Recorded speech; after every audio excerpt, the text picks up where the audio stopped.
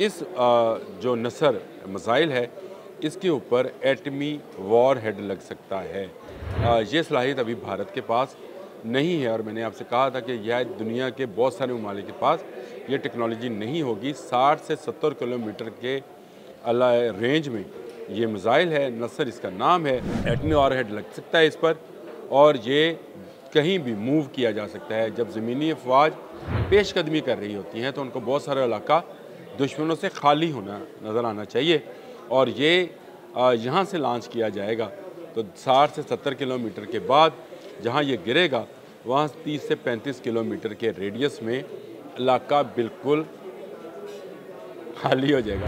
बिस्मिल्लाहिर्रहमानिर्रहीम, अस्सलाम वालेकुम। बोलते कालम के साथ मैं आमिर रज़ा ख़ान। और अगर आपको मैं ये बात बताऊँ कि डॉक्टर अब्दुल कदीर ख़ान आज भी पाकिस्तान के दिफाई प्रोग्राम के लिए काम कर रहे हैं और उनकी रूह ऐसे मिसाइल और ऐसी चीज़ें डिज़ाइन कर रही है जिसका जवाब भारत तो क्या दुनिया के किसी और मुल्क के पास भी नहीं है। और ऐसा ही एक डिज़ाइन, एक मुखलक हथियार आज मैं आपसे मुतारफ़ कराने जा रहा हूँ और ये हथियार दुनिया के बहुत सारे ममालिक को जिसने चौंका दिया है और भारत के पास ये टेक्नोलॉजी तो बिल्कुल है, सिरे से ही नहीं है। और ये मोबाइल एटम बम चलाने की टेक्नोलॉजी है, यानी ऐसा एटम बम जो छोटा एटम बम कहलाएगा, जिसको किसी जहाज़ से, किसी बड़े रॉकेट से फेंकने की ज़रूरत नहीं है। ये एक छोटा सा रॉकेट है, नसर इस रॉकेट का नाम है और इसको जो है इजाद किया गया है 1980 में। जो एक अदारा डॉक्टर अब्दुल कदीर ख़ान की ज़ेरे सरपरस्ती बनाया गया था, NDC उसका नाम था, उस अदारे का नाम, जिसने इस मिसाइल को डिज़ाइन किया। नसर टेक्निकल मिसाइल प्रोग्राम के नाम से एक प्रोग्राम शुरू किया गया। ये मोबाइल लॉन्चर मिसाइल प्रोग्राम था, यानी एक ऐसा मिसाइल तैयार करना था जिसको गाड़ी पर फिट करके आप कहीं भी फेंक सकते हैं 60 से 70 किलोमीटर की रेंज के अंदर।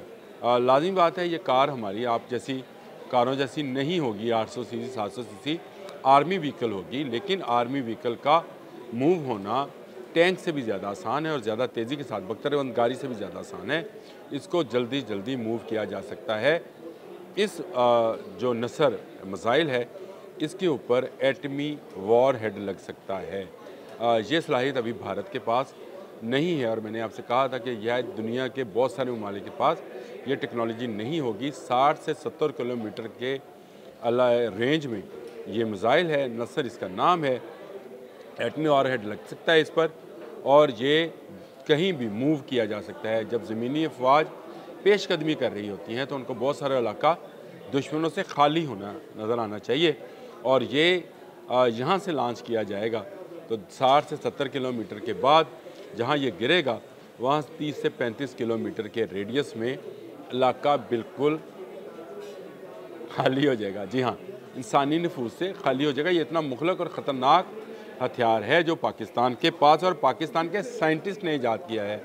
उन साइंटिस्ट ने जिनकी ट्रेनिंग जो है, जिनके लिए अदारा जो है डॉक्टर अब्दुल कदीर ख़ान ने, जो मैंने ये बात की कि उनकी रूह आज भी पाकिस्तान के दिफाई प्रोग्राम के लिए चीज़ों को न सिर्फ डिज़ाइन कर रही है बल्कि उसको एग्जीक्यूट करने में भी मदद फराहम कर रही है। और मैंने आपको एक अदारे का नाम भी बताया था जो कि NDC था और ये अदारा जो है ये काम कर रहा है मिसाइल प्रोग्राम के ऊपर। ये लेकिन ये अकेला अदारा नहीं है, इसके साथ साथ और भी जो अदारे हैं वो भी साथ साथ उसके हैं। दिफाई नुक्ता नज़र से ये अदारा बनाया गया था 80 की दहाई में और 80 की दहाई में बनने के बाद ये अपना प्रोग्राम जारी रखे हुए, जिसमें एक मुखलक हथियार जो मोबाइल रॉकेट लॉन्चर सिस्टम है, नसर इसका नाम है, उसको ये ईजाद कर गया है। न्यूक्लियर सलाहियत है इसमें, मैंने आपको बता दिया, और ये बहुत मुहलक है, ये भी मैंने आपसे बात कर ली। और टेक्निकली तौर पर इसका जवाब भारत के पास नहीं है।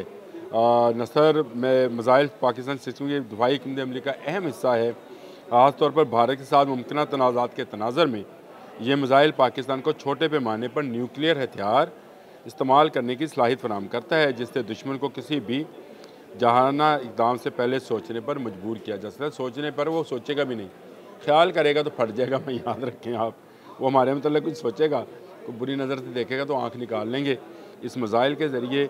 और ये नसर मिसाइल जो है ये पाकिस्तान में तैयार किया गया है। पाकिस्तान की अपनी टेक्नोलॉजी है। खुशी की बात यह है कि हमने बाहर से ये टेक्नोलॉजी हासिल नहीं की। तमाम गवर्नमेंट्स को इसका क्रेडिट जाता है। 1980 में अगर ये प्रोग्राम शुरू हुआ था और आज के दिन तक, आज 2025 है, तो आप अंदाज़ा कर लें कि किसी हुकूमत ने, किसी चाहे वो फौजी थी, सिविलियंस थी, उसने इसको नहीं रोका है। और भारत भी जो है वो भी कम रेंज के मिसाइल तैयार करता है। उसका मैं आपको उसका भी बता देता हूँ कि ताकि आपके जहन में ये ना रहे कि मैं जो बात कर रहा हूँ वो बग़ैर किसी लॉजिक के बात कर रहा हूँ कि पाकिस्तान के पास वो मिसाइल है जो भारत के पास नहीं है। तो आपको बताता हूँ, भारत के पास छोटी रेंज का जो मिसाइल है 150 किलोमीटर की रफ्तार का परेहार मिसाइल है। लेकिन ये एक रवायती मिसाइल है। इसमें रवायती ही हथियार लगाए जाते हैं। इस पर एटमी वॉरहेड नहीं लगाया जा सकता है। और एटमी वॉरहेड ना हो तो वो एक आम हथियार है जिसको इस्तेमाल किया जा सकता है। न्यूक्लियर पावर के पास ये पावर भी होनी चाहिए कि वो जहाँ चाहे, जैसे गाड़ी के अंदर रखे न्यूक्लियर बम चला दे। तो ये मैंने आपसे कहा था। अच्छा, उनके पास जो दूसरा है प्रियंका, अच्छा इसको प्रियंका चोपड़ा ना पढ़ लीजिएगा प्लीज़, प्रियंका इनका एक मिसाइल है। 40 से 75 किलोमीटर की इसकी रेंज है और ये भी सिर्फ रवायती वॉरहेड ले जा सकता है। एटमी वॉरहेड ले जाने की इसके पास सलाहियत नहीं है। इसके बाद ब्रह्मोस क्रूज़ मिसाइल है और ये 290 से 400 किलोमीटर तक है और ये भी एटमी वॉरहेड ले जाने की सलाहियत नहीं रखता। उसके पास जो अग्नि सीरीज़ है भारत के पास, वो बड़े मिसाइल्स की है, वो एटमी वॉरहेड ले जा सकती है। लेकिन मैंने आपको बताया कि उनकी रेंज भी बहुत ज़्यादा होती है और उस तरह के मिसाइल जो हैं वो पाकिस्तान के पास भी बेशुमार गौरी के नाम से है और नामों से भी मौजूद हैं जिनको किया जा सकता है। लेकिन अल नसर एक स्मार्ट मिसाइल सिस्टम है जो एक आर्मी व्हीकल्स के ऊपर लगकर, एक आर्मी कार पर, आर्म्ड कार के ऊपर लगकर जो है इसको इस्तेमाल किया जा सकता है और ये बहुत ही मुखलक साबित होता है। भारत के पास प्रयार मैंने आपको बता दिया, पंचका टेक्निकल मिसाइल हैं लेकिन न्यूक्लियर वारहेड ले जाने की सलाहियत नहीं रखते हैं। तो आप इससे अंदाज़ा लगा सकते हैं कि पाकिस्तान के अदारे जिस तरह पाकिस्तान की तरीक़ और तरक्की के लिए काम करते हैं, वैसे ही ये अदारे जो हैं पाकिस्तान के दिफा के मतलब भी हर वक्त सोचते रहते हैं।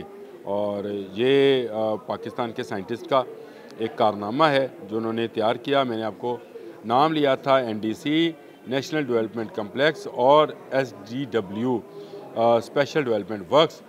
ये दो अदारे हैं जिनके तहत ये मिसाइल प्रोग्राम जारी है और इनको जब बनाया गया था 1980 की दहाई में, ख़ास तौर पर NDC को, तो ये डॉक्टर अब्दुल कदीर खान का ख्वाब था कि पाकिस्तान को मिसाइल टेक्नोलॉजी में खुद कफ़ील किया जाए। किसी गवर्नमेंट में ये कहा जाता है कि जी फ़लाँ गवर्नमेंट ने बहुत काम किया था, फ़लाँ ने, किसी ने इस काम को रोका नहीं है। और यही वजह है कि पाकिस्तान आज ना सिर्फ अल नसर जैसे स्मार्ट एटमी मिसाइल रखता है बल्कि इससे लॉन्ग रेंज के मिसाइल भी जो हैं अब बना रहा है, जिनकी मार जो है आपको पता है कहाँ तक जाती है। और बैनुल बर आज़मी मिसाइल जो हैं वो सिस्टम भी प्रोग्राम में शामिल है कि वो भी बनाया जाए ताकि दुनिया के किसी कोने से भी पाकिस्तान की तरफ कोई मैली आँख से ना देख सके।